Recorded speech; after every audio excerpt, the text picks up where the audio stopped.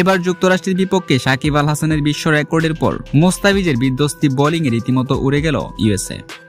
বাংলাদেশের কাছে ম্যাচটি ছিল শুধুমাত্র মান বাঁচানোর, কারণ যুক্তরাষ্ট্রের বিপক্ষে সিরিজের তৃতীয় ম্যাচে হারলেই হয়তো ছিল লজ্জা পাবে টাইগাররা। তবে সাকিব আল হাসানের এই মান বাঁচানোর ম্যাচে হাতছানি মাইলফলক ছোঁয়ার। মাঠে নেমেই সেটাই করলেন তিনি। যুক্তরাষ্ট্রের বিপক্ষে ম্যাচটিতে ৭০০তম উইকেটের মাইলফলক স্পর্শ করলেন দেশসেরা এই অলরাউন্ডার। টেক্সাসে ম্যাচটিতে যুক্তরাষ্ট্রের ইনিংসের তৃতীয় ওভারে এসে প্রথম বলে ছক্কা হজম করেন বাঁহাতি স্পিনার। এরপর নিজের দ্বিতীয় ওভার করতে এসেও সাকিব হজম করেন বিশাল এক ছক্কা। তবে ওই ওভারের শেষ বলে যুক্তরাষ্ট্রের উদ্বোধনী জুটি ভাগেন বাঁহাতি এই স্পিনার। সৌম্য সরকারের হাতে লঙ্গনে ক্যাচ বানিয়ে বিদায় করেন স্বাগতিক ওপেনার অ্যান্ড্রিক হিউজকে। ৪৬ রানের এই জুটি ভাঙার সাথে সাথেই ৭০০ উইকেট নেওয়ার মাইলফলক স্পর্শ করেন সাকিব।